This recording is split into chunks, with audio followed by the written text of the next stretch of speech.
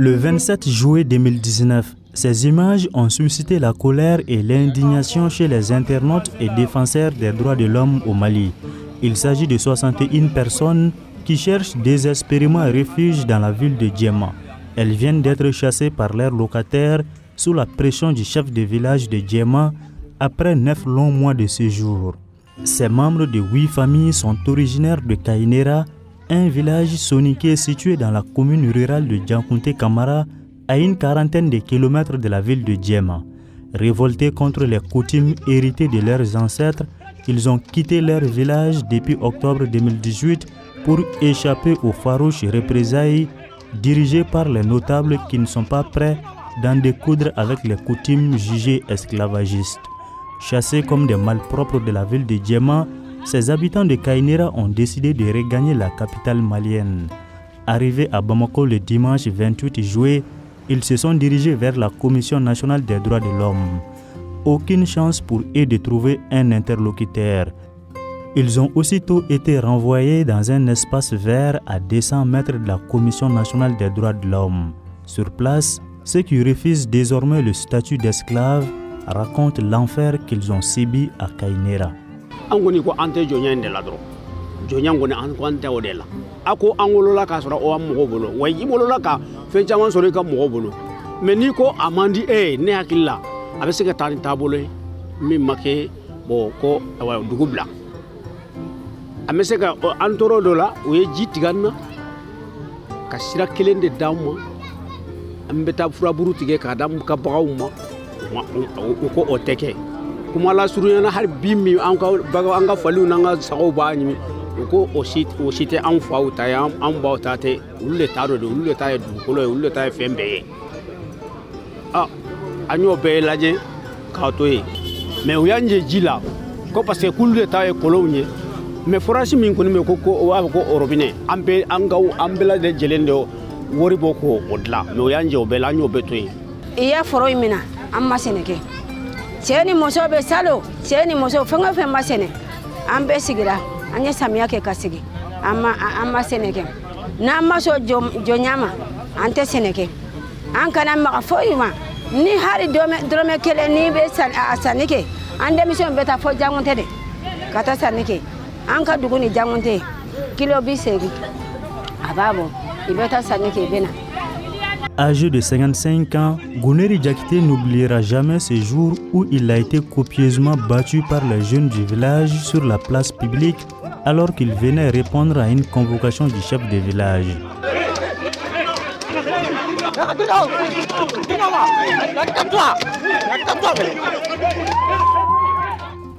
Les cicatrices sont toujours visibles sur son corps.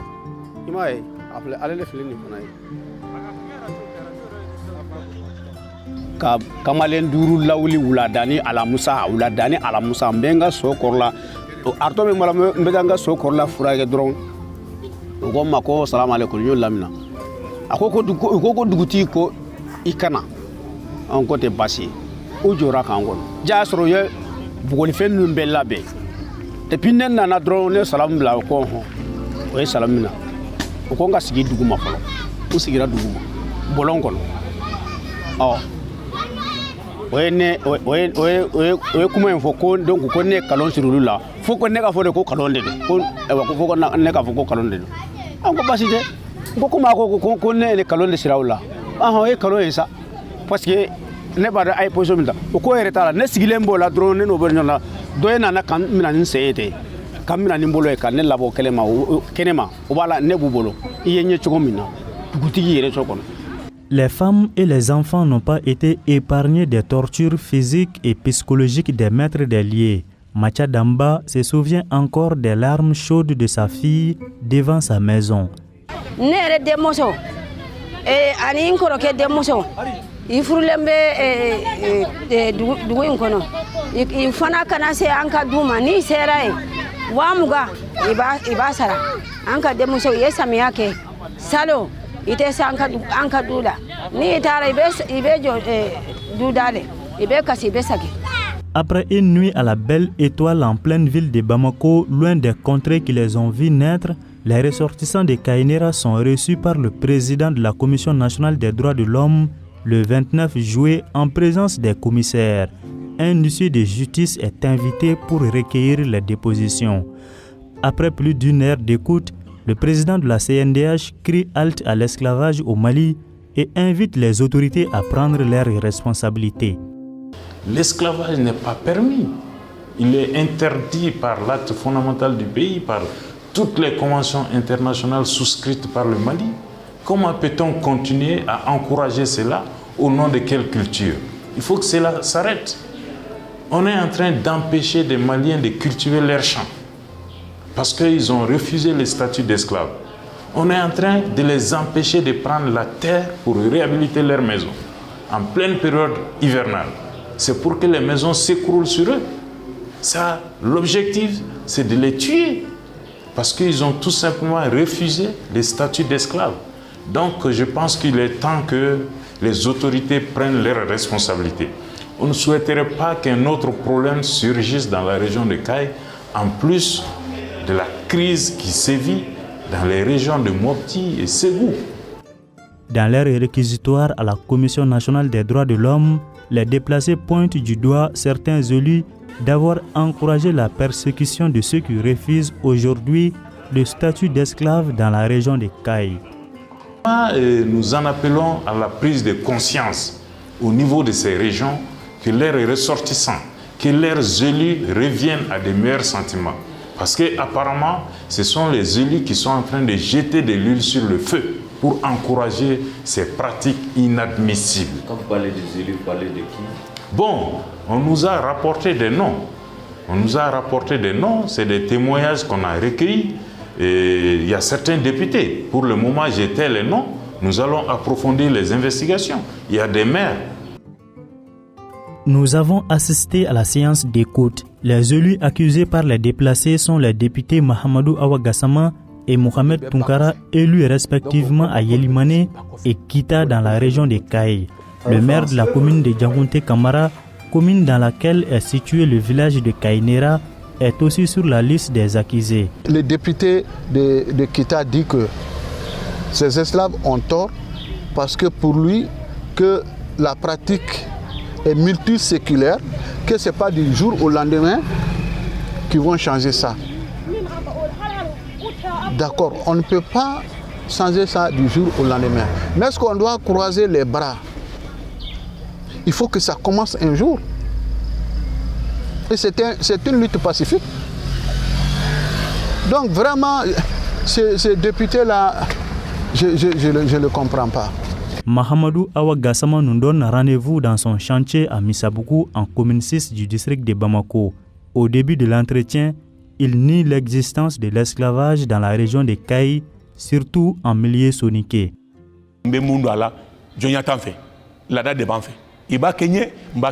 En moins de 5 minutes, Mahamadou Awa Gassama passe à l'aveu. Le député qui est à son 4e mandat consécutif à l'Assemblée nationale du Mali admet avoir lui-même des esclaves.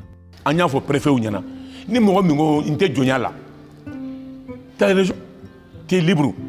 Mais ni Jonia Fana Lada de Dima Dougono. Sigidala, ni Lada est fait de Dima, ni quitte Lada là. Moundebeke. Lada est fait Mindima, avec Mina Maliki. Ça, c'est clair ou net. Par exemple, il va sur le Dougo de la Niga Djonge de Nasa, il a fait Dougolo Nianama, Aba Fokiga Dama, Ibadama. Il va sur le Dobé. Ayata la dakono so kenyama yere mo babdi ka jongema an koni nyama gala fe marakala dolo kenyama ibadi ka jongema donc nikiti la mana fe mindima berma betinya. Contrairement aux deux députés, les victimes de l'esclavage sembleraient avoir des preuves contre le maire de Djangounté Kamara. Dans cette vidéo tournée le 27 décembre 2018 lors d'un rassemblement à Kainéra, l'édile encourage avec fierté que les grands-parents et les parents des esclaves sont morts dans l'esclavage. Et ceux-ci ne doivent en aucun cas échapper à la tradition. Depuis son bureau, il justifie son discours. C'est que ni mon attention là, en tant que responsable, il faut les calmer. Il faut calmer une stratégie fait, il faut les calmer. Bon, Bénéga ferait. Bon, ferait nous. Bon, chacun interprète ça de sa façon quoi. Mais là, j'ai insisté sur ça. Et puis, il y a un système et ça, c'est très clair aussi. Donc, quand on a un enfant, on a un enfant, on a un Google, on a un enfant. Donc, il y a un enfant, nous, on a apologie de l'esclavage. Sinon, chez moi, c'est pas ça. Direction Kainera, village d'origine des déplacés. Tour à tour, nous visitons les maisons des esclaves qui ont fui les villages. Le deuxième fils du chef de village et le vice-président du bureau de la jeunesse sont nos guides. Ici, nous sommes chez Gouneri Diakité, celui que nous avons rencontré à Bamako. La porte de la maison et celle du grenier sont fermées depuis 9 mois. Dans la toilette, les herbes sauvages ont abondamment poussé. Les ustensiles dans une cuisine délabrée et sans porte sont réduits en déchets par le vent et la pluie.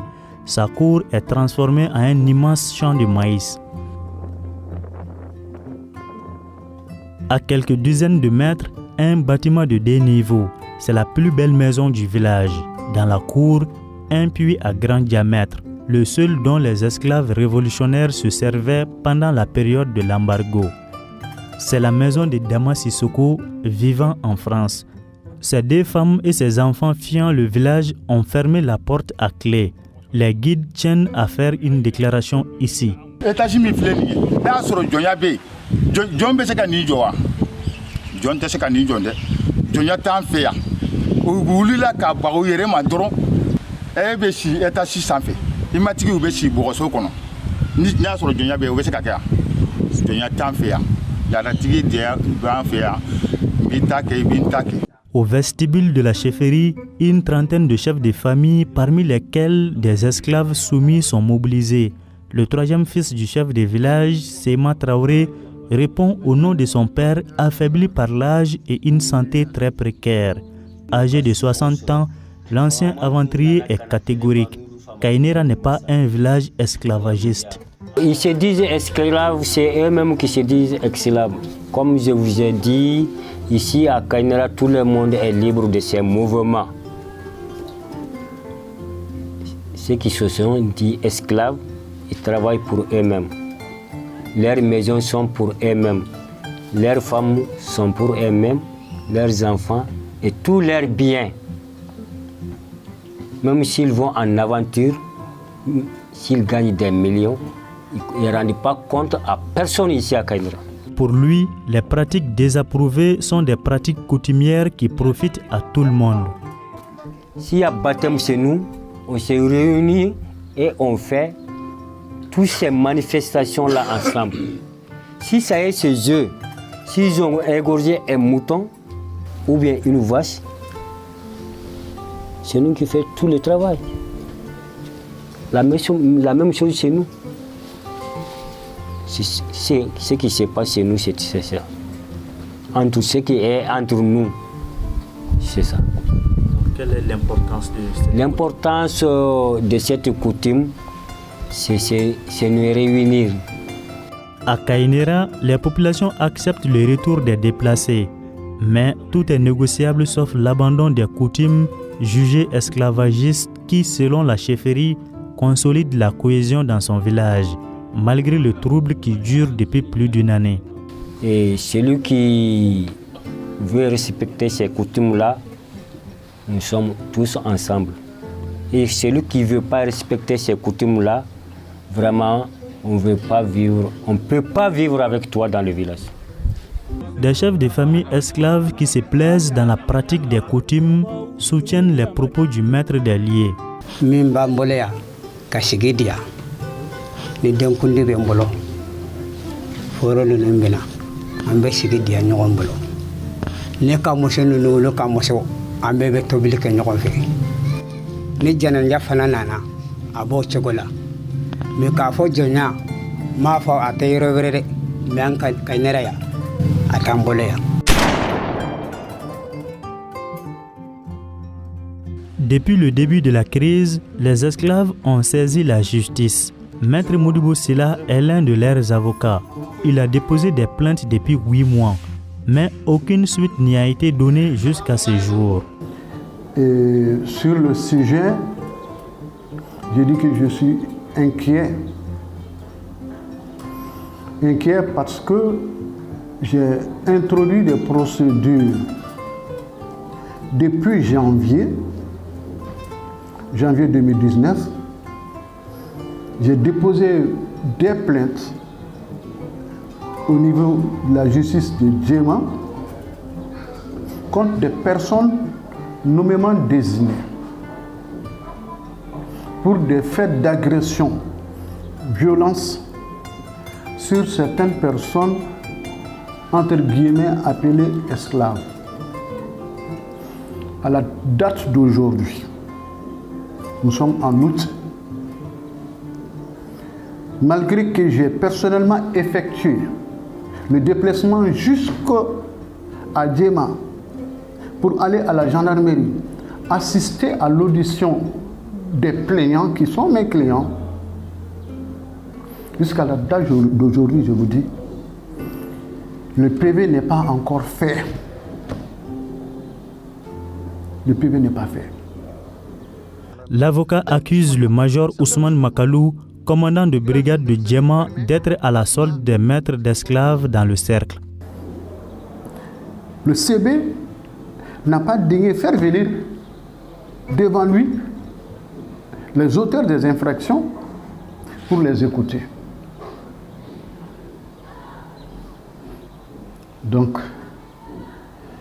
je ne sais pas pourquoi. Je ne sais pas pourquoi. Mais de notre côté, nous doutons de lui. Au départ, il nous a dit qu'il n'avait pas les moyens matériels et humains pour faire le travail.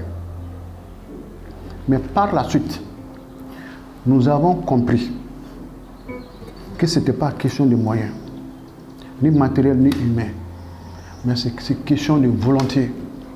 Il n'avait pas la volonté de le faire. Très remonté contre le patron de la gendarmerie de Djema, Maître Modibo Sylla et son confrère Amadou Tchaoulen Diarra conseillent d'autres esclaves dans le cercle, manifestent leur intention de porter plainte contre le commandant de brigade du cercle. C'est pas ça le problème. Le commandant de la brigade mis en cause, Ousmane Makalou, n'était pas sa première déviance, qui est connu, reconnu, réputé pour de tels actes justificatifs. À la date du 15 avril 2018, suite à une plainte pour menace de mort de Ahmed Koulibaly, qu'il est parvenu par soi transmis, il a simplement refusé d'exécuter les instructions contenues dans le dit document, c'est-à-dire ouvrir une enquête contre les agresseurs de ces derniers. Curieusement, a poursuivi celui-ci, semble-t-il, pour simulation d'infraction et l'a placé à la garde à vue pendant 48 heures. Fait foi la copie du procès verbal de synthèse d'enquête préliminaire. Il apparaît ainsi que garder à vue la victime d'une infraction et ne pas inquiéter ses auteurs. L'acception du CB, Ousmane Makalou, qui se complaît ainsi à violer allègrement les dispositions de notre code pénal et notre code de procédure pénale, qui doit être banni à jamais de la police judiciaire, même du corps de la gendarmerie, pour ne pas être le grain pourri qui va corrompre l'ensemble au détriment des victimes meurtries qui doivent conjuguer avec les attitudes rayeuses de leurs assaillants, pour la simple raison que le CB Ousmane Makalou leur a promis l'impunité, faisant du coup Djema un royaume impu, une zone de non-droit où règne le pouvoir du plus nanti. Ousmane Makalou ayant à dessein confondu le rôle de l'officier de police judiciaire à celui de l'officier ministériel qui procède à la vente aux enchères publiques et aux plus offrants et derniers enchères. Un défi à votre question. Donc ça c'est la plainte adressée au procureur général. Au palais de justice de Djema, une source proche du dossier confirme le dépôt de 9 plaintes dans cette affaire.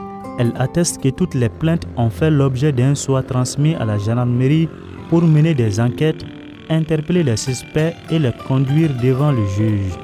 Selon la même source, sur les 9 plaintes, seule une est revenue au tribunal avec un procès verbal de mise en cause, mais regrette que les suspects ne soient pas conduits. La même source confirme que le juge a retourné le procès verbal à la gendarmerie pour que les personnes mises en cause soient conduites à son niveau. Personne n'a été conduite à ce jour, s'indigne notre source. Elle affirme que le commandant de brigade a toujours soutenu qu'il n'a pas les moyens pour interpeller les personnes mises en cause. Voici le commandant en question, Major Ousmane Makalou, chargé de la brigade territoriale de Djema. Nous l'avons sollicité en vain pour une interview. Selon une source judiciaire au tribunal de Djema, le commandant de brigade exécuterait les instructions du gouvernement qui semble adopter la même conduite partout où le problème de l'esclavage se pose dans la région de Kaï, c'est-à-dire pas d'interpellation sauf les cas d'extrême violence. L'exécutif aurait opté pour les mécanismes traditionnels de résolution de crise dans ces dossiers brûlants, une démarche jugée efficace par ce professeur de sociologie à l'université de Bamako. Il faut vite trouver, n'est-ce pas, une forme de solution, mais qui ne proviennent pas des pouvoirs publics. Parce que comme vous le savez, les pouvoirs publics sont décriés partout. Les gens ont un sentiment d'injustice partout. Il faut trouver dans les ressorts culturels même des moyens pour résorber ces tensions-là. Et il faut le faire vite parce que il ne faut pas penser que l'insécurité c'est seulement là où il y a les foyers de tension. Il faut maintenant parvenir les formes de violence qu'on retrouve un peu partout, il faut parvenir à les contenir. Pour le cas de l'esclavage, dans la zone de Yélimane, il y a eu beaucoup de tensions par rapport à ça. Et il ne faut pas attendre que l'État vienne. Il faut que les populations elles-mêmes, à travers leurs structures, il y a des instruments de résolution traditionnelle de conflits, ça existe partout. Donc on parvient à gérer ces conflits-là pour que ça ne puisse pas avoir une certaine proportion. Contrairement à lui, les défenseurs des droits de l'homme insistent sur l'application de la loi pour mettre fin à la pratique de l'esclavage. Il faut tout simplement le courage des magistrats pour appliquer les textes de loi, pour mettre fin à ce genre de comportement. Donc nous pensons que le Mali a largement la possibilité, a largement les moyens d'y mettre fin. Et nous comptons sur nos autorités politiques pour y mettre fin. Parce que nous ne voulons pas créer un autre brasier à l'ouest de notre pays. Dans le code pénal du Mali, l'esclavage est partie intégrante des crimes contre l'humanité et est puni de mort. Si le président de l'Association malienne des droits de l'homme fait confiance à l'arsenal juridique du Mali pour mettre fin à la pratique de l'esclavage, tel n'est pas le cas pour le président d'honneur de TEMED, une association qui se bat depuis 2006 contre l'esclavage au Mali. La plupart des gens qui se plaignent, qui portent leurs affaires d'esclavage devant le juge malien, personne, je veux dire, n'a jamais eu cette satisfaction. Parce que ceux qui ont le courage de juger cette question-là, de rendre la justice, la rendre de façon très insuffisante. Vous êtes battus, vous êtes humiliés, vous êtes chassés parce que vous êtes esclaves. Le juge malien ne s'intéresse qu'aux aspects suivants: privation de liberté, torture, cause de blessures. Mais l'origine même de ces violations des droits humains n'est pas jugée, c'est-à-dire l'esclavage. Comme en Mauritanie et au Niger, le membre fondateur de l'association TEMED souhaite une loi spécifique contre l'esclavage au Mali. D'ailleurs, son association a proposé et obtenu auprès du ministère de la Justice l'élaboration d'un avant-projet de loi depuis 2014. Et un avant-projet de loi a été déposé sur le bureau du Conseil des ministres le 1er juin 2015, mais depuis, il y a eu un blackout. C'est-à-dire qu'au plus haut sommet de l'État, on est conscient de ce vide juridique-là, qu'il faut vraiment corriger. Maître Mohamed Ali Bathily était ministre de la Justice au moment de l'élaboration de l'avant-projet de loi. Il se souvient encore des témoignages émouvants des victimes de l'esclavage qui l'ont poussé à entreprendre le renforcement de l'arsenal juridique du Mali. Quand Temet est venu me voir en tant que ministre de la Justice, ils ont exprimé une préoccupation qui allait au-delà de la lutte contre le seul esclavage, mais de la lutte contre les conséquences inacceptables de l'esclavage aussi. Quelles étaient ces conséquences? Ils m'ont dit, on a déposé des plaintes à la justice dans la région de Tombouctou, de Gao, peut-être même de Mopti aussi, où nos maîtres, disposant de nous à leur guise, violent nos femmes. Donc on parle déjà de viol. Même quand tu es avec ton mari, c'est ton mari qui sort, le maître entre, il couche avec la femme. Les enfants qui naissent, le maître les prend comme sa chose, il les donne en cadeau de mariage à des alliés au Niger, en Libye, au Tchad. Des enfants nés de parents maliens ont été offerts en cadeau de mariage là-bas, dans les alliances ethniques. Une femme faisait partie des plaignantes qui avaient réussi à fuir son maître. Elle avait ainsi 4 enfants qu'elle avait mis au monde, dont elle ne savait même pas où ils se trouvaient. Le maître a pris l'enfant, il l'a donné. En dehors du Mali, il ne te dit même pas à qui il l'a donné. Et c'était des femmes en désespoir parce que elles étaient blessées dans leurs sentiments d'être des mères. Elles n'arrivaient pas à être des mères comme tout le monde, à voir tout simplement leurs enfants. Et dans ce pays-là, ces plaintes étaient là-bas, il y en avait à peu près 52. Et aucun juge n'acceptait de les juger. On disait aux juges, c'est comme ça que ça marche ici, il ne faut pas toucher à ces dossiers. Et vraiment, en tant que juriste, en tant qu'avocat, en tant que ministre, en tant qu'autorité, je venais d'apprendre ça. Et à partir de là, j'ai dit non, j'ai une responsabilité à prendre, il faut combattre ça. Donc, toutes ces formes d'atteinte à l'intégrité physique et morale des hommes et des femmes à qui l'on prêtait un statut d'esclave et au nom duquel statut on les soumettait à l'injustifiable et à l'ignominie la plus totale. J'ai dit il faut que l'État quand même prenne ses responsabilités. Le texte élaboré par le cabinet ministériel, la direction des affaires pénales et l'association TEMED est validé par le comité interministériel, le collège des secrétaires généraux des ministères et le conseil de cabinet qui réunit tous les ministres autour du premier ministre. Mais en conseil des ministres, Mohamed Ali Bathily, qui avait changé de ministère, sera surpris comme tous ses collègues par la réaction du premier ministre d'alors, Modibo Keïta. Le texte arrivé en conseil des ministres. À mon grand étonnement, le premier ministre a demandé que le texte soit retiré de l'ordre du jour du conseil. Il a eu à dire en ce moment, mais il y a un texte qui punit l'esclavage, comme si vraiment il le découvrait.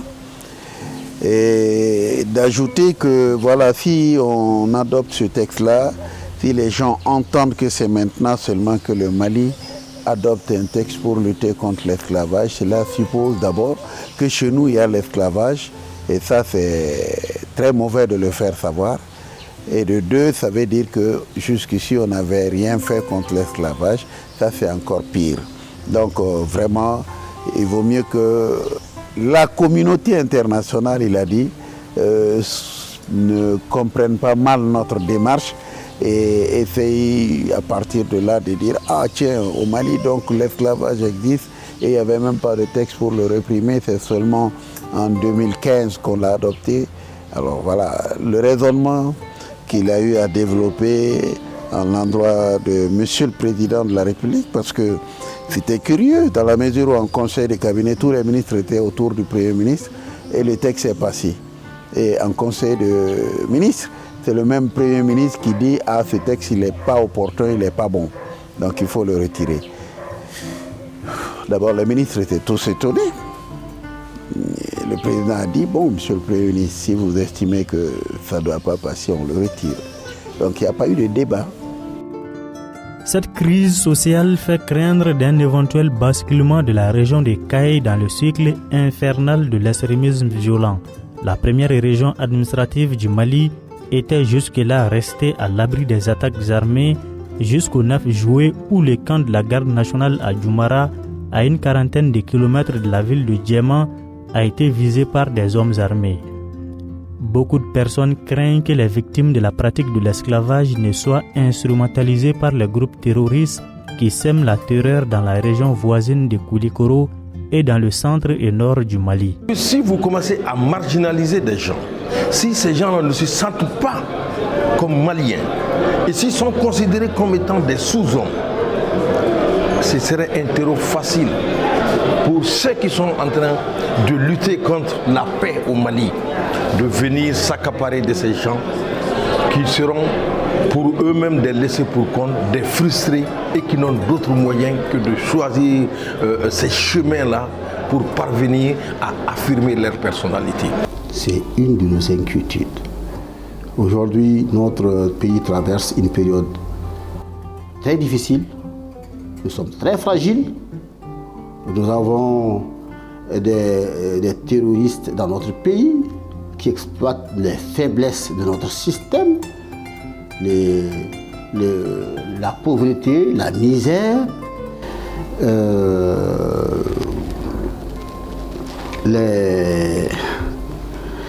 l'expoliation de droits. Et il n'est pas exclu que si on n'arrête pas cette situation, elle peut être exploitée par des mauvaises personnes. Et ces gens qui acceptent de tout abandonner derrière eux, tout abandonner pour chercher la liberté, il faut faire attention. Ils peuvent être exploités par d'autres types d'individus. Que Dieu nous en garde. Nous ne souhaitons pas que ce qui est passé au nord ou ce qui se passe au centre aujourd'hui vienne dans le sud du Mali.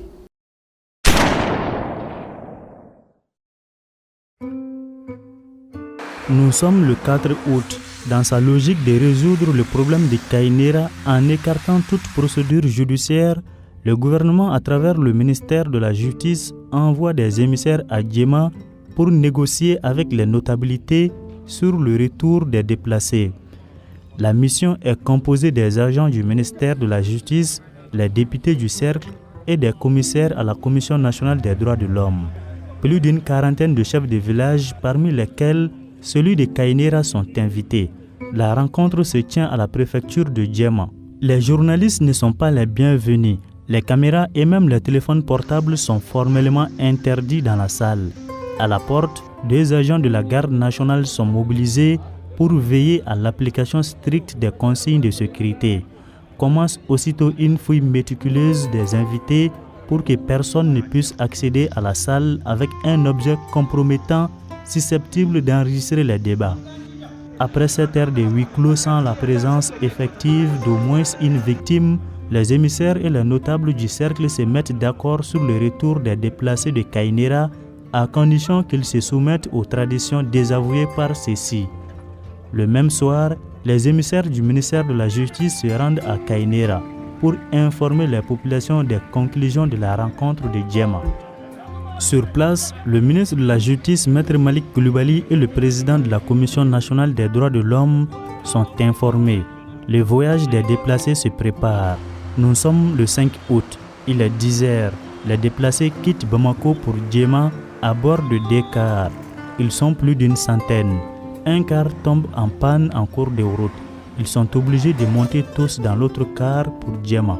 Le 6 août à 2 heures du matin, Le car s'immobilise devant la préfecture de la ville. Le préfet, surpris par le surnombre, procède immédiatement à un recensement des ressortissants de Kainera. Les 61 personnes des 8 familles de Kainera seront identifiées. C'est la déception pour les autres qui sont aussi des victimes d'esclavage du cercle voisin de Nioro du Sahel.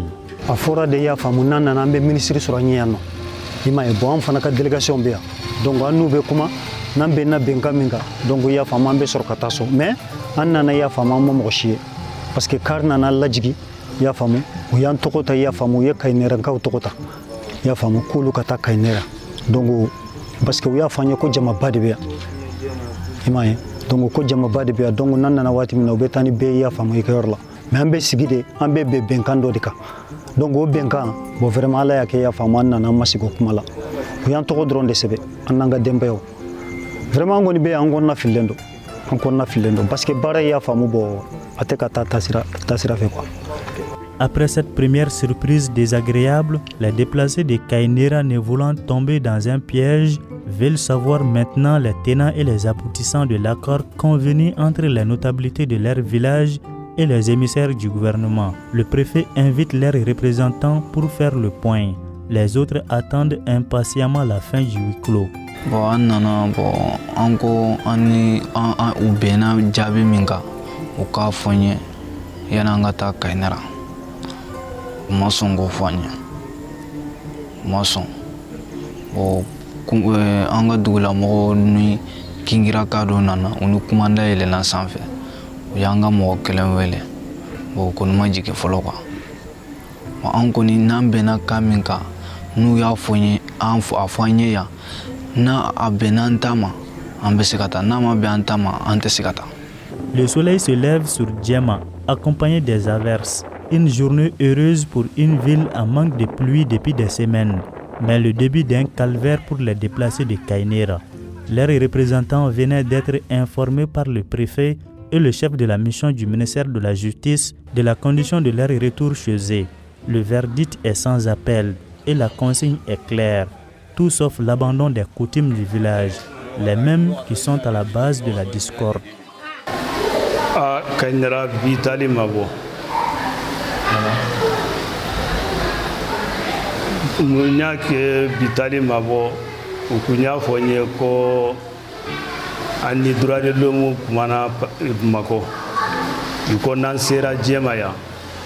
Ani préfet ni Gambana mogo ani ministry ya munu délégué ambe sigi ka kuma anna na ya nya soro ote préfet ni dugutigu de kumana uma foi fonne uma kuma sifone ka fodoro ko kele bana sankele ambe kelela.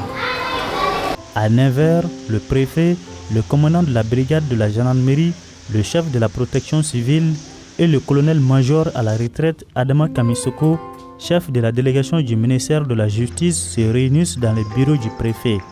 À 10h, malgré le souhait des déplacés de retourner à Bamako, les autorités locales et le chef de la mission les invitent à monter dans le car pour Kainera.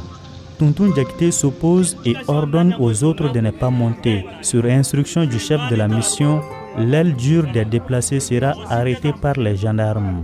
C'est le commandant de brigade qui le tire par la ceinture jusque dans le pick-up avec le soutien d'un de ses éléments. Sous le choc de l'interpellation mani militari de Tonton Diakité, les 60 autres refusent de monter dans le car. Ils quittent aussitôt la préfecture sous la pluie fine et froide avec les enfants et les personnes âgées.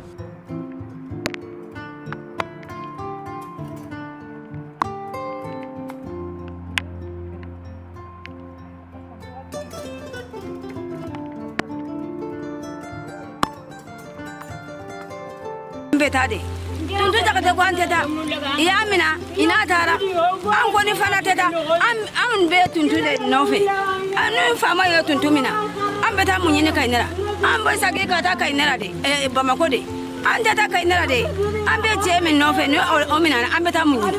En petit groupe, ils se dirigent vers la route de Bamako à plus de 2 km de la préfecture. Sans aucun moyen pour regagner la capitale, certains font le choix du pur plutôt que d'envisager un retour suicidaire à Kainera. C'est le cas de cette maman qui, avec ses 3 enfants sous la pluie, demande désespérément le frais de transport à ses proches par téléphone. Wori koni ta mbolo de ambita sigi gotorondara na ya wori soro na ma wori soro fana na sara yoro mi o ya banende mogo min ba mbolo o wori be o de bolo ina ni wori be tara amba ke chokodi mogo tambolo na akelente. Au bord de la route nationale 3, les déplacés cherchent désespérément un moyen pour retourner dans la capitale malienne située à plus de 300 km. An bɛ goudron la an b'a fɛ ka segin ka taa Bamakɔ parce que janfa min kɛra n'a ye dɔ b'a ɲɛ min ka jugu ni nin ye n'an taara Kainera nin an filɛ diɲɛ de a bɛ komi faama minnu y'an bila ka na a bɛ komi janfa kɛra kɔ la n'an segira ka taa Kainera nin o bɛ se ka juguya ni nin ye donc an filɛ yɔrɔ min na hali an ka passe t'an bolo an bɛ taa Bamakɔ cogo min na. Sur les 60 personnes, une quarantaine se sont dispersées dans la ville de Djema. Dans l'après-midi, les autres sont convaincus par les autorités de monter dans le car pour Kainera. Ils sont accompagnés par le préfet, un membre du bureau de la société civile de Djema et le maire de Djangounte Kamara.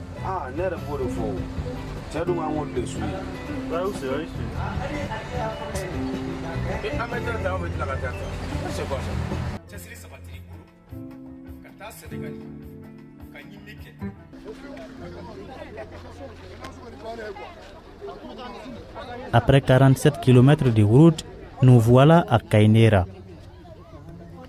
C'est les retrouvailles après 9 mois de nostalgie. Tout le village est mobilisé pour l'accueil. La cérémonie se tient dans la cour de la mosquée. Remerciant les autorités pour leur implication dans la démarche ayant abouti au retour des siens, le chef de village insiste sur le respect des traditions de son village. Ce que nous avons comme souci dans ce village-là, je crois que nous aimerons que nos coutumes soient une continuité.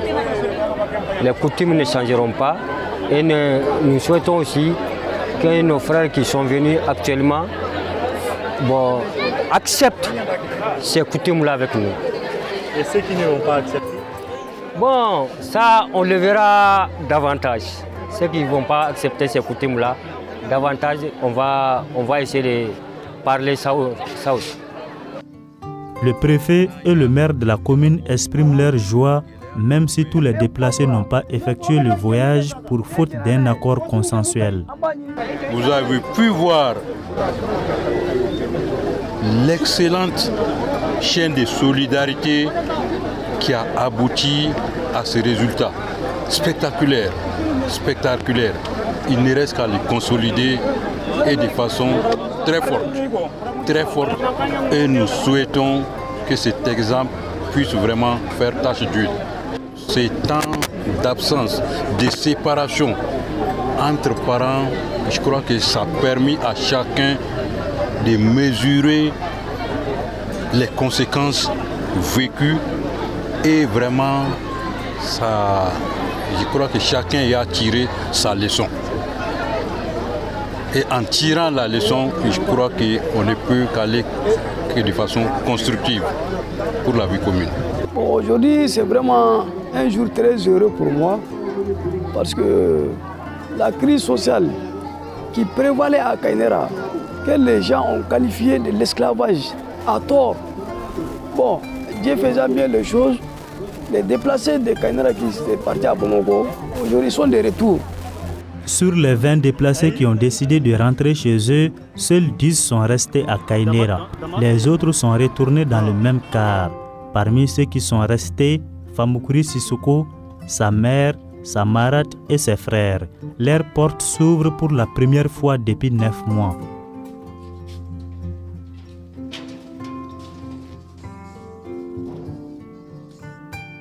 À l'intérieur, les affaires sont couvertes de poussière. Les membres de la famille Sissoko restent, mais avec la peur au ventre. Ne kɔni seginna ka na bi ne kɔni t'a fɛ ka to yan ne b'a fɛ n ka minɛn minnu bɛ yan n b'a fɛ olu ka bɔ n ka bɔ yan n'o tɛ ne yan sigili kɔni man di ne kɔni Kaɲarakaw ye hadamadenw ye mɔgɔ tɛ u bɛ se k'a fɔ k'a diya aw ɲɛ la nka n'aw taara u bɛ fɛn min kɛ anw yɛrɛ de b'o dɔn. Anw sirannen don koyi, an sirannen de. Bon sini kɔni an b'a lajɛ ka bɔ yan. Sini an b'a lajɛ ka bɔ yan. Si les autorités et les notabilités se sont accordées sur le respect des traditions du village, les épouses Sissoko ne veulent plus faire la corvée lors des événements sociaux chez les nobles. Ne nisɔndiyalen don ka nisɔndiya in kɔfɛ k'a fɔ ko ne ka segin ka taa laada de kɛ ne tɛ laada kuma n tɛ laada kɛ mɔgɔ kana fɔ n ye ko jɔn n tɛ jɔnya baara kɛ n tɛ laada baara kɛ ko n bɛɛ bɛ laada in de nɔfɛ ne tɛ laada kɔ kɛ n tɛ laada kɔ kɛ n tɛ foyi kɛ. Il y a quelques années, personne ne parlait de l'esclavage dans la région de Kaï. Les dénonciations et les combats contre la pratique s'accentuaient dans le nord et certaines localités du centre du Mali. La discorde entre les communautés dans la région de Kaï remonte à la création d'une association par les expatriés de plusieurs pays d'Afrique de l'Ouest et la Mauritanie en 2017 à Banjul, en Gambie, contre l'esclavage. Au Mali, la section de l'association s'appelle Gambana, un mot soniké qui veut dire « nous sommes égaux ». Ses responsables résidents au Mali sont pratiquement tous des anciens émigrés comme Marabata Diarra qui, après 32 ans en France, se met définitivement à la disposition de l'association, d'où son retour au Bercail depuis 2018. Nous, on ne travaille jamais pour personne déjà. Mais ce que nous pousse à là-dessus, c'est qu'il y a certains trucs que nous ne voulons pas. Par exemple, si moi, mon fils veut se marier avec un enfant, soi-disant noble, ils vont dire non, c'est le fils de l'esclave, ils ne vont jamais faire le mariage. 2, si jamais il y a un décès, le deuil d'un esclave, c'est 2 mois et demi. Le deuil d'un noble, c'est 4 mois et 10 jours. Alors non, nous avons dit, Gambana, on a créé Gambana. Gambana, ça veut dire forcément, on est tous ensemble. C'est le mot qui a touché tout le milieu soniqué, qui ne veulent plus entendre, qui disent qu'on n'est pas la même chose. Or que nous, on ne cherche pas à être l'imam, on ne cherche pas à être chef de village, on ne cherche rien, on a dit on est tous égaux. Comme la constitution malienne dit, aucun Malien n'est au-dessus de l'autre. Marabata Diarra et ses camarades sont partout où les esclaves sont en difficulté. Ils étaient là à l'espace vert où les déplacés de Kainera ont passé leur première nuit à Bamako. Ils ont assisté à leur audition à la Commission nationale des droits de l'homme.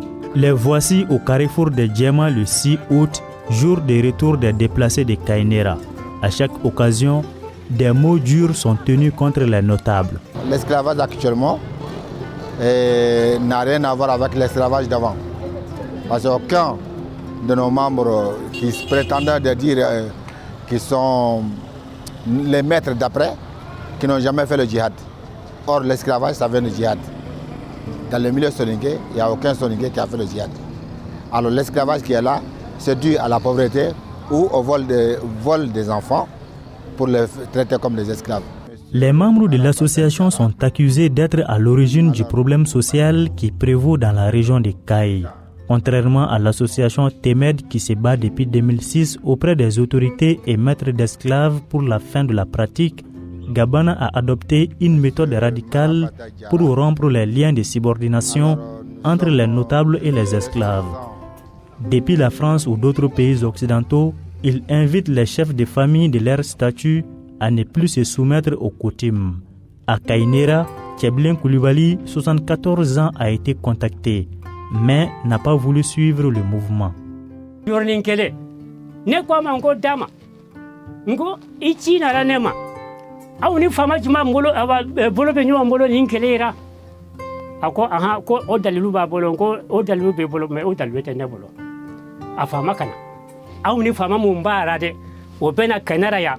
ani forum be sigi ka kuma ke o be ani forum be sigi ka kele ke no te nete sigi ka kele wuli de bari ne ba do nimbe la ba chugo min ne bodo na suru ni ne kun fara kero u chugora o tuma ne be sega ni ndayele nyama mfana tara yor la munte yanye. Tchebilin, ses 3 femmes et ses enfants se plaisent dans leur statut d'esclaves. Bora junya ron fa jo ba jo ne yɛrɛ jɔnya de tɛ se ka bɔrɔ n'u ko a ka taa sira n bi t'o fɛ n'u ko a ka tile dɔ la n bɛ tile dɔ n'u ko a ka si dɔ la n bɛ tile dɔ le hali bi an bɛ jɔnyakaw na a ka d'an ye ne ma fɛn wɛrɛ ye jɔnyako in na koyi jɔnyako in b'an bolo cogo min I bɛ n ta kɛ u fana b'i ta kɛ de o de b'an bolo yan mais k'a fɔ ko fɔlɔ ta tun bɛ cogo min kɔrɔlen o t'an bolo yan. Les responsables de l'association et les adhérents offensent les notables sur les réseaux sociaux. L'avocat des familles fondatrices de la région de Kayi affirme avoir des centaines de messages vocaux comportant des injures contre ses clients. Ils ont mis en place des individus qui, comme je l'ai dit, sont des demi-lettrés. À les nommer porte-parole numéro 1, numéro 2 de Gambana, numéro 10, numéro 20, qui, chacun derrière son clavier, dit ce qu'il veut. Il y en a qui se font appeler lion blessé, d'autres qui se font appeler tel, et qui se permettent d'insulter les familles fondatrices des différentes localités de Kayi. C'est parce qu'il y a des insultes sur WhatsApp qu'il y a une réaction. Mais je dis que nous n'avons rien contre personne. On n'a pas l'intention de perpétuer des traditions déjà vieilles, mais déjà désuètes. Non.